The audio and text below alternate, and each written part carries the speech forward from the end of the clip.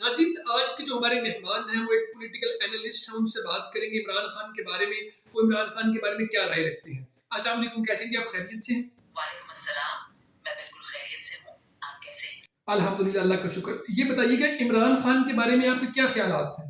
عمران خان کے بارے میں مختلف رائے ہیں۔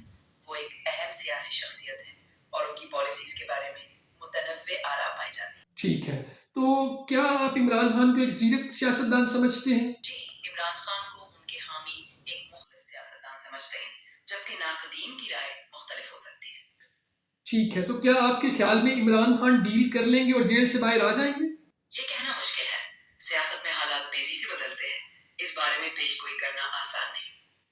آپ کے خیال میں جو پاکستان میں حالات و واقعات بدلتے رہتے ہیں، غیر متوقع صورتحال ہوتی ہے، جمہوریت کا عدم تسلسل ہے، تو اس کے پیچھے کون سے عناصر ہو سکتے ہیں؟ پاکستان میں جمہوریت کے عدم تسلسل کی وجوہات میں سیاسی عدم استحکام، فوجی مداخلت، عدالتی بحران اور معاشی مسائل شامل ہیں۔ عدالتی مداخلت، اس کو آپ کیسے ڈیفائن کریں گے؟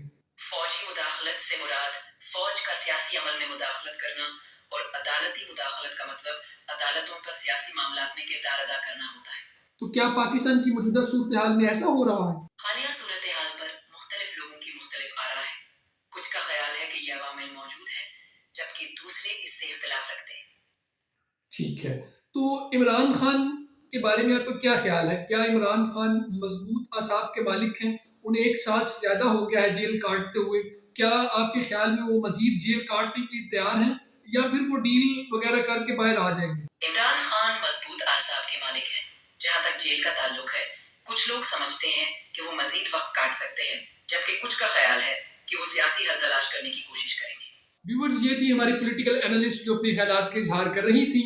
تو امید ہے کہ آپ کو عمران خان کے بارے میں جو آرٹیفیشل انٹیلیجنس ہے اس کی رائے پسند آئی ہوگی۔ تو کامنٹ سیکشن میں اپنے خیالات کا اظہار ضرور کیجیے گا۔ اب مجھے امید ہے میرے کیمرہ مین اور میں محفوظ رہیں گے، چونکہ اے آئی نے کچھ باتیں غلط کر دی ہیں، شاید اس نے ٹھیک کی ہے۔ امید ہے میں اور میرا جو کیمرہ مین حمزہ ہے وہ محفوظ رہیں گے۔